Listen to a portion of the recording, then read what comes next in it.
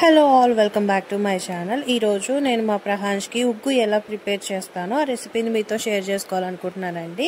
So ఒక్కొక్కళ్ళు ఒక్కొక్కలాగా చేస్తూ ఉంటారు, నేనైతే ఇలా చేస్తానన్నమాట. ఇంకా మన రెసిపీని స్టార్ట్ చేద్దాం.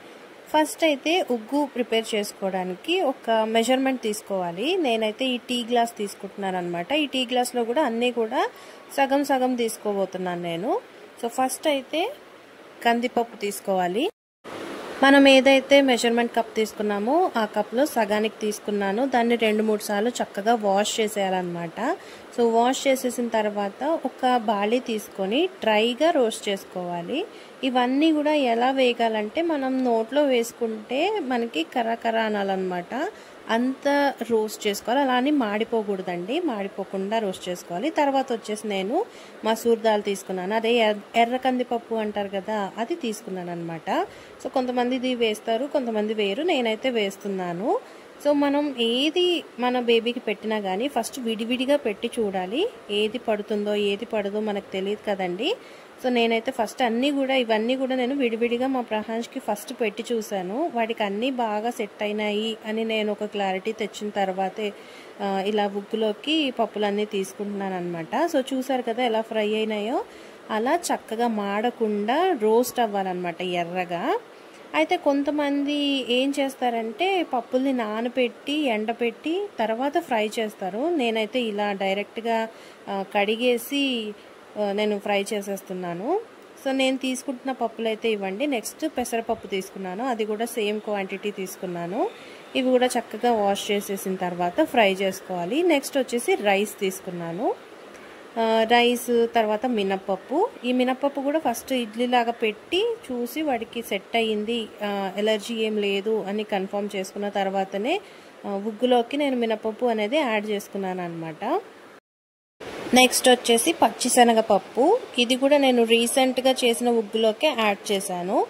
ఆ తర్వాత ఈ పచ్చిశనగపప్పు వేయించేటప్పుడు మాత్రం కొంచెం జీలకర్ర అలాగే వాము, ఇది మాత్రం మస్ట్ అండ్ షుడ్గా వేయాలి, ఎందుకంటే డైజెషన్ ప్రాబ్లం రాకుండా అనమాట.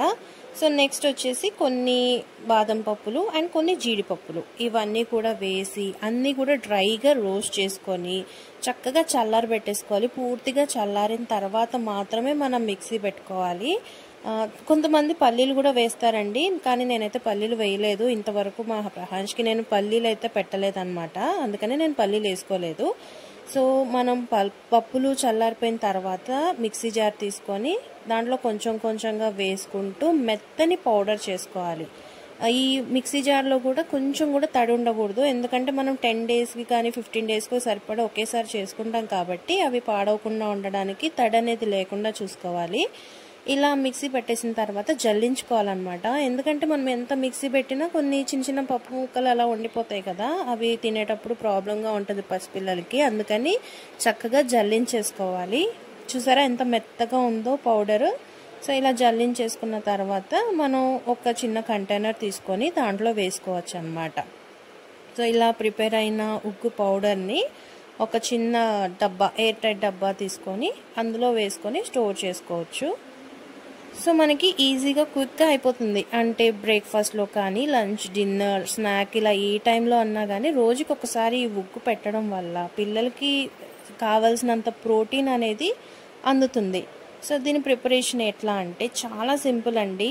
ఒక గిన్నె తీసుకొని ఆ గిన్నెలో మనకి కావాల్సినంత క్వాంటిటీ పౌడర్ వేసుకోవాలి. నేనైతే మా ప్రహాన్స్కి 3 స్పూన్స్ దాకా పెడతాను. సో ఫస్ట్ ఒక 3 స్పూన్స్ దాకా వేసేసుకున్న తర్వాత దానికి కావాల్సినన్ని నీళ్లు వేసుకోవాలి. నీళ్లు వేసుకొని లమ్స్ లేకుండా చక్కగా మిక్స్ చేసేసుకోవాలి. ఫస్ట్ కలిపేసుకోవాలి.